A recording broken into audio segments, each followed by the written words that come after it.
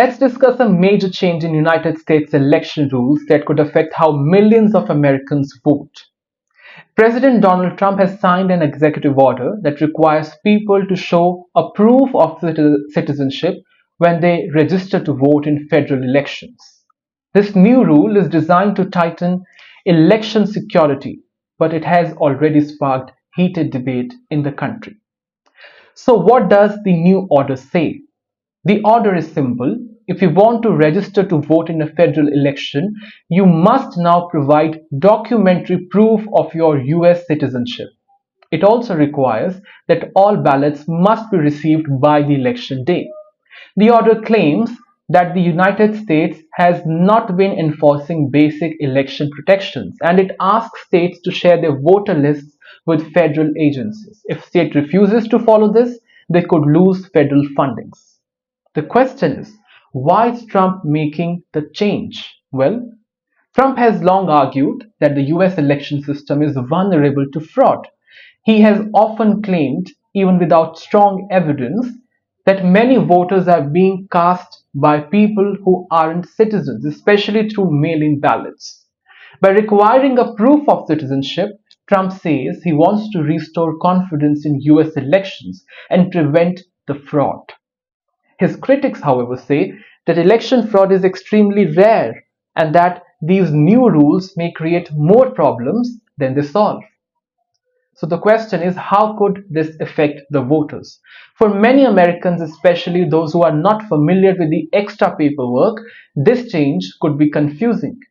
An estimated 9% of US citizens of voting age, or around 21 million people, may not have a single way to prove their citizenship, according to a report.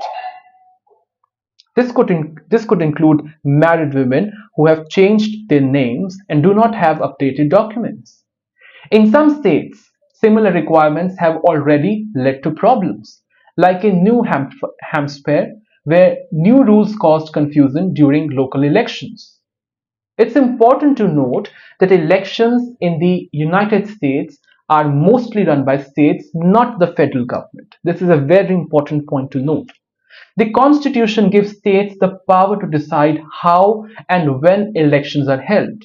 This means that while Trump's order pushes for a nationwide change, many states might resist or challenge it in court. Some states already use systems that accept mail-in ballots even if they arrive after election day, as long as they are postmarked correctly.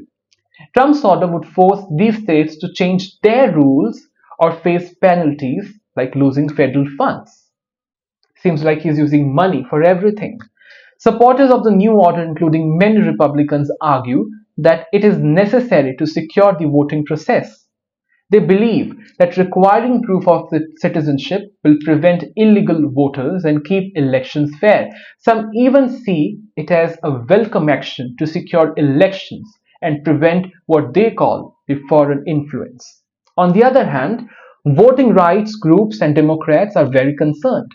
They argue that the order could end up disenfranchising many eligible voters who simply do not have access to citizenship documents. Democratic lawmakers call this order misguided and immoral, arguing that it is an example of the federal government overreaching into states controlled elections. Some legal experts believe this order will face serious challenges in the courts in the times to come. This new executive order is just one part of the broader debate about how elections should be run in the United States of America. It comes at a time when Republican National Committee is also pushing to review how voters' registration lists are maintained. Trump himself has said that this order is just the beginning, that more changes could be coming soon. So the bottom line here is that while Trump's order aims to make US elections safer by requiring proof of citizenship, it could also make voting more complicated for many Americans, some 9% Americans. Whether this move will improve the system or cause more problem is something that only time and let's say the courts will decide.